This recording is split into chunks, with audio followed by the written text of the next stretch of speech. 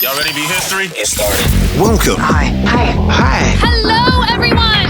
To the Pro Audio Suite. These guys are professional. They're motivated. Thanks to TriBooth, the best vocal booth for home or on-the-road voice recording.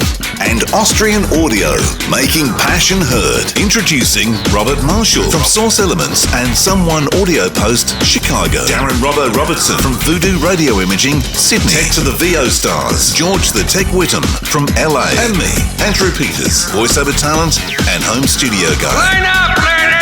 Here we go. And welcome to another Pro Audio Suite. Thanks to TriBooth. Don't forget the code TRIPAP200 to get $200 off. Austrian Audio, making passion heard.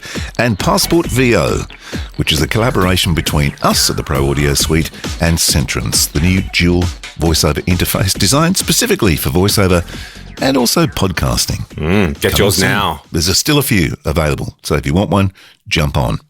You can go to our website, which is theproaudiosuite.com, and find the link there. Or go to Centrance and look for Passport VO to get yours locked in. Now, something arrived on my doorstep the other day, and inside was the new NT1 5th generation. And you got one too, didn't you, Robbo? I did.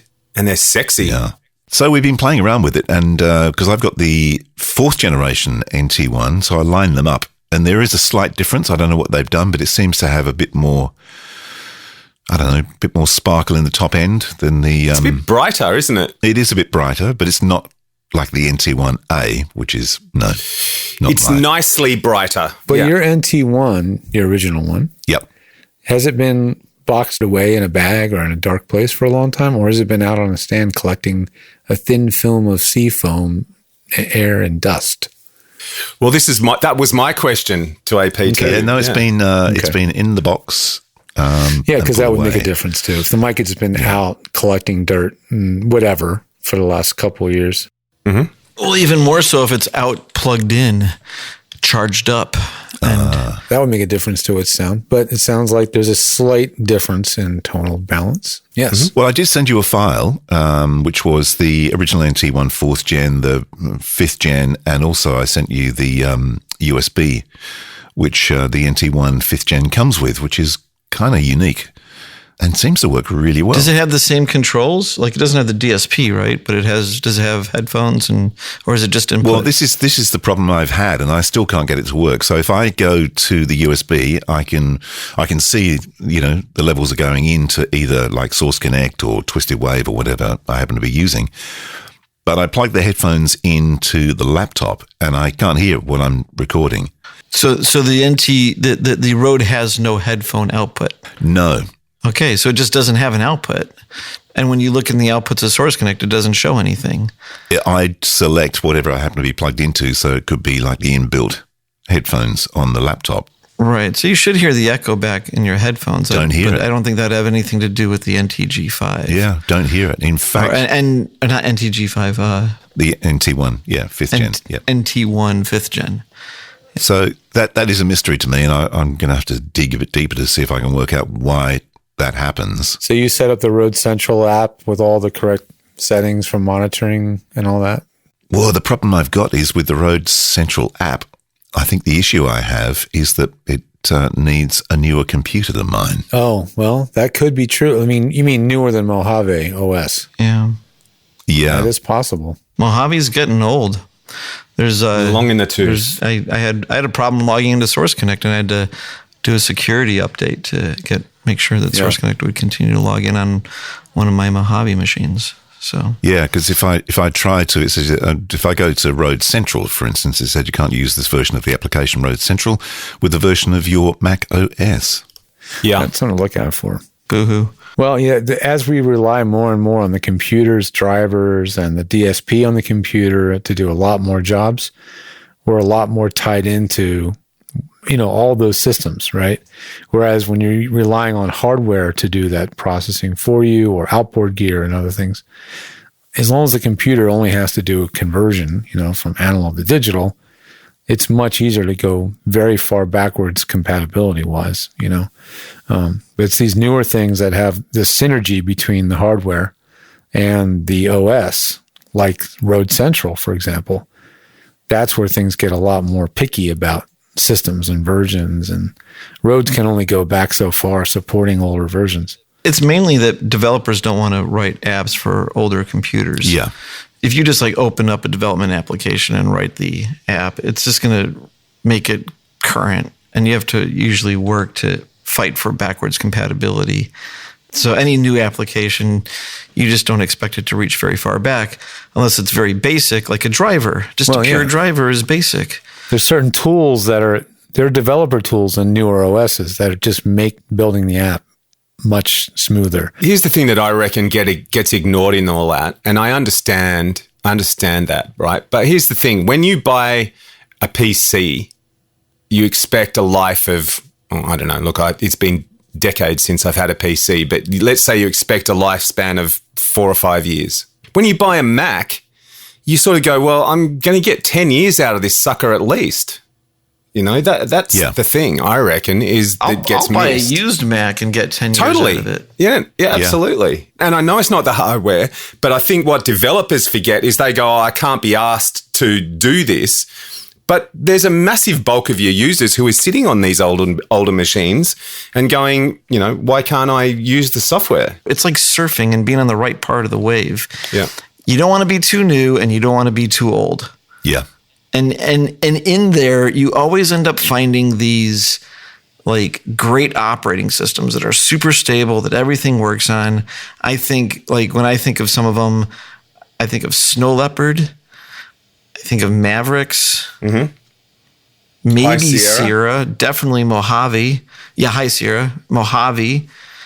And I don't know, like the jury's kind of out on the rest of them. I mean, I guess, you know, if it's Catalina, seems pretty good, but Monterey or Ventura, and there's going to be some software won't update quick enough. Other software, they update right away, but it has bugs, and you never, I don't think, want to be on the very front edge of that line. And if you're too far back, then stuff stops working. Yeah.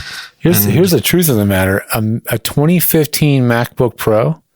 You remember the very last MacBook Pro? I'm very familiar with the 2015 with the Retina. Guess what Apple says? The support status of a 2015 computer is obsolete. Because it's virtually the same as the late 2012. Right.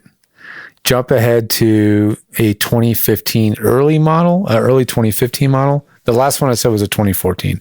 Jump to an early 2015. Now it's vintage, but it's still supported. So it's Apple forcing everyone. Yeah, to move they forward. do pretty good about supporting stuff. But I think the funny thing is like Windows. Man, Windows is the opposite. It just, everything works. Yeah. Well, but they cripple moving forward.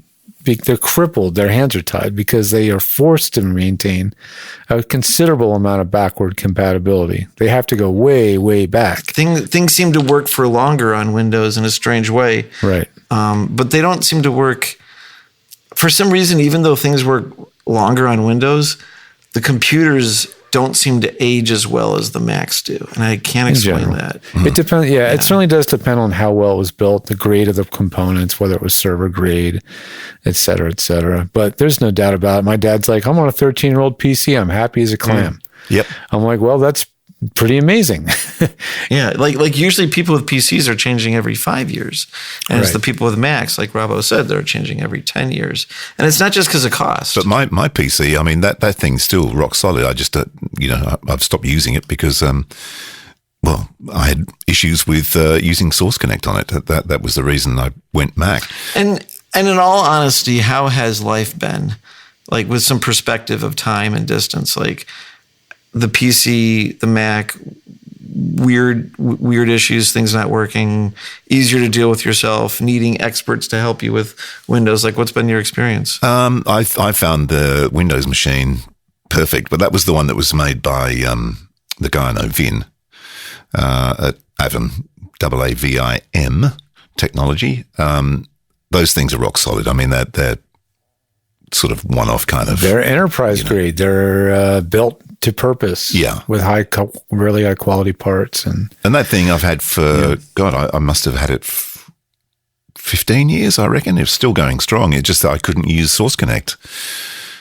So that's when it was time to you jump. You just couldn't use Q Manager. Well, Q Manager wouldn't work, and there was something else that was happening, and I can't remember what it was, but it was something to do with Source Connect and a few issues. It was a bear to record Yeah. and run two apps simultaneously, Yeah. which is sort of a classic Windows thing in general. It's not just that computer, but to be able to run two applications that both use the same sound card at the same time is a bit of a juggling act with Windows sometimes. Yeah, but I found the Windows machine because I knew it and it was fine. And then I had to go through a bit of a learning curve with the Mac, even though I have a Mac laptop. But I mean, just the setup with, the RME's gone. So now I'm using an Audient and all that kind of stuff. So that was.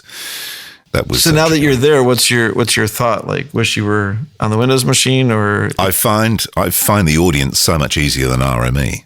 Mm-hmm. The total mix on RME, if you're an audio engineer, is fantastic. But if you're like me, it's just a mind fuck. The RME is a bit like the Apollo, very powerful. Yeah, you got to know what you're doing with it. Correct, and I don't, so it was crazy for me. Now, changing the subject slightly, I've just realised I've gone into Rode Connect, which I'll have a play with later after we finish recording. What an awful name! Rode, and I'll see if I can actually get the NT1 5th Gen working through there, because I may have to select the mic through there. Well, there's Rode Connect and there's Rode Central. So yeah, I don't care about Rode Central. Yeah, just make sure you're using the right app for the job. Yeah, I've got the only one that I can open on. Robo, can you just Mac bleep all those out? Rode Connect. Yes, they're gone. Road beep and the road beep. Yeah, Rode beep beep. But I need on one of these pads. I need a tone. You do. Beep, doot. They have a setting on the Rodecaster Pro where you can set that up, and when you press it, it will not only create the beep, but it'll cut the mic at the same exact time. Ah, cool. Is that on the new Rodecaster? No, On this one? the original Rodecaster Pro has that Really? with the Let's latest look at that. firmware. Yeah. Yeah. So back to the mic, I guess. I was going to say, we have digressed a little bit here. We shot off into some crazy computer tangent. Yes, indeed. Yeah. Did we listen to the samples as a group, or did everybody listen to the samples? I did not listen to them, to be honest. Okay, we're starting off with the NT1. This is the Generation 4. I assume it's Generation 4. No pop guard. And I'm about a fist away from the microphone. So the NT1 Generation 4. Okay, this is the NT1 Generation 5 using the XLR. So, I think the levels are pretty similar. Same distance from the mic, no pop shield. So I have to be a little bit careful, don't I? And this is the NT1 5th Gen using the USB Connect. If you look at your waveform, you'll see it's like almost non-existent, but I think that's got to do with the 32-bit float. Not that I'm an expert or anything, but that's my guess, because we're coming in at minus 30 dB or somewhere around that. That's peak level, according to Twisted Wave. So there you go. So that's been level matched by George, but I can't really hear that much difference. I mean, there's a bit more top end in the A little 5th bit more Gen. top end, yeah. Yeah. But a little bit that it might have been you came in with a little bit more energy, because that was not the same mic across everything. Like, Yeah. you just said the same thing or a little bit of the same thing. Yeah. And so I think you popped in there with a little bit more energy. Maybe. But it did sound, I thought, brighter. There was something a little bit more forward about the new one than the old one, which had a mellowness to it. But Yeah. between the SSL interface, which was your XLR preamp, right? Yeah. Is that what we were? And the USB interface internally, I don't think there was any sonic difference that I could hear. Yeah. Which is really interesting until you, like I assume you did not have the 4K button down on the SSL. No, I didn't. No. Right. Because that would have just like been like, That would have really Yeah, that thrown would it have. off. yeah, Yeah, I mean, 416 mode. Yep. I it think would have that's been. a Absolutely. pretty fair test proof of concept, because again, you guys, the levels that he tracked that at were peaking at minus 30, right? Yeah. That was always considered to be no. You don't do that. That's bad. You're not a pro. You don't know what you're doing.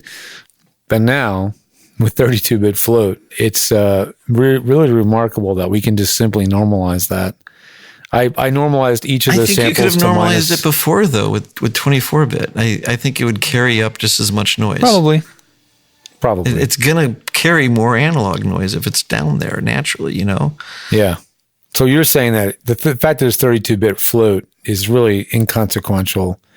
If you would just record a 24-bit with 30 dB lower gain on your preamp, it'd be the same damn thing. It's the same thing. I'm pretty sure, because basically 32-bit is broken up into, it's actually 23 bits, and then the other bits are the decimal. And when you first record, it doesn't know what the decimal is. It's capturing that as presumed 0, like no, it's not up or down.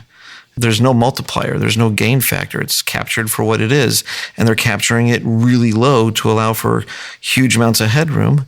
And then when you add to that 8-bit, portion of the word that lets you modify the gain, up comes all your analog noise, I would assume. Yeah. It's 24-bit, basically. Because it's 24-bit captured with 80 bits to use up more hard drive space initially. Because they split it into 4 different preamp AD converter chains. What's up with that? They are doing something there, right? Yeah, they're concerned with gain stage and making sure that they're utilizing the analog stage as well as they can, right? Like that's the trick, yeah. Because if you are using the analog stage properly, then great, 32-bit. Now I have a gain knob on my audio file. That's basically the way to think of 32-bit. Yeah. Yeah. Well, that's what they did. And, I talked to the Zoom rep when I was at NAMM, and they have their 32-bit audio interface, right? They do a similar thing, but they didn't go for the 4 different stages. They went with 2. So, they were like, well, to them, 2 was fine. That was enough. A low gain and a high gain, and that was all. And that's what they do. But they're doing the same kind of technology type idea. But I think this, for the money, I mean, Robbo and I have discussed this. I think it should be more expensive, and I think that's the issue. That's what makes me feel a bit uncomfortable about the mic. I know. It's like, it's a bit cheap, but it's actually not. Know. I mean, if they charge more for it doesn't sound it. Yeah. It doesn't sound cheap. No. It's only the price tag and how it relates to the prior products before it that it has any feeling of being a cheap mic. But the value proposition is a game changer. Yeah. Really I said to AP, you jump on a session with this mic and nobody's going to be going, hey, what are you doing? Yeah. What are you on? No. But there's a lot of mics you can say for that. Yeah. I mean, it's like I can go get a $70 Chinese mic and write gain on it, and just, it's no one's going to really. I've heard some really good recordings from an MXL's 990. Yeah. That's a sub $100 mic. I'm very familiar with that. Or the 1006, like the original $100 large diaphragm. Right. It's usually just the noise floor is the first thing that's not as good on those things. I think the thing that occurred to AP and I, though, was because AP, when we were mucking around with these yesterday, AP jumped onto the OC18. Yeah. And it's, it's noticeably different. It's noticeably more round, noticeably fuller. It's noticeable that he's on a much more expensive. There's a pleasingness to it. Yes, there is. You can't put your finger on, but you're just like, pro. But having really said that, you put this thing up and you've got something that's still 100% usable. Mm-hmm. Well, basically, if you're doing this for a living, then it's going to be processed to buggery anyway, so it doesn't really matter. True. I mean, no one uses the raw audio. So, it doesn't, to me, like if you're looking for a second mic or a safety mic or maybe your first mic, I would say the NT1 5th Gen's bloody a goer for sure. Or a travel mic. And a travel mic. And also the get out of jail card mic, Well, it's a stunt mic, right? Yeah. Like if you've got a Neumann or the Austrian, it's one of those $1,000 plus mics at home, I think you'd be kind of bonkers to travel with one of those. It's not that you can't. I just wouldn't do it. To be able to travel with this and not be so concerned about damaging $1,000+ mic is great. I just don't know if I would even want to travel with a large diaphragm condenser mic at all, but that's another topic. But as I said to AP, though, if you did travel with this, the other nice thing is if something happens to your interface, you can still record. Yeah, that redundancy. I think that's the one place where it just misses it for me. It's like if they had put the headphone out, it would have been really aggressive. Yeah, like, you'd have to it's use the truly headphones just in your a laptop. simple interface and a good mic in one. Yeah. Because this mic is considerably better. And this is something you haven't stacked up yet. You haven't done an A/B between this and the Rode NT USB Plus yet. No. Comparing the two on USB. But I would guarantee this one is much cleaner, self-noise wise. Absolutely. I'm not a big fan of that NT USB. I think what adds value to it is that it has the XLR.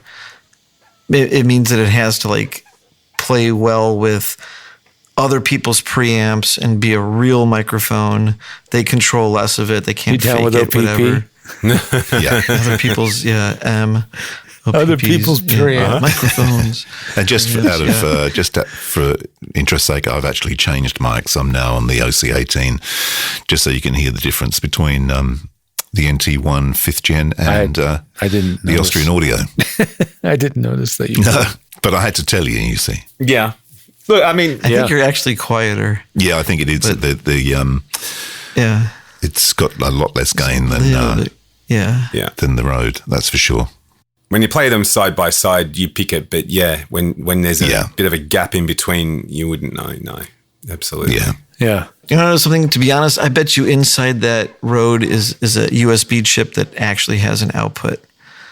It doesn't show up, does it? You mean it has a DA converter? I wouldn't be surprised. Yeah. I wonder if they you just buy them in bulk. Yeah, there could. It might not have the actual the DA converter on it. It might be on the chip, or it just might be the USB chip has like a output. Right. And there's like ground this leg to only show the input, ground that leg to show the output and the input. Yeah. Like it's gonna, and you go in there and you just like lift that leg, run a wire to the outside, drill a hole in it. That would be crazy if somebody figured out how to do that. I'm probably wrong. I'll go and get a drill and check it out. I'll let you know. Yeah, do that, will you? Well, that was fun. Is it over? The Pro Audio Suite, with thanks to Tribooth and Austrian Audio, recorded using Source Connect, edited by Andrew Peters and mixed by Voodoo Radio Imaging, with tech support from George the Tech Whittam. Don't forget to subscribe to the show and join in the conversation on our Facebook group. To leave a comment, suggest a topic, or just say g'day, drop us a note at our website, theproaudiosuite.com.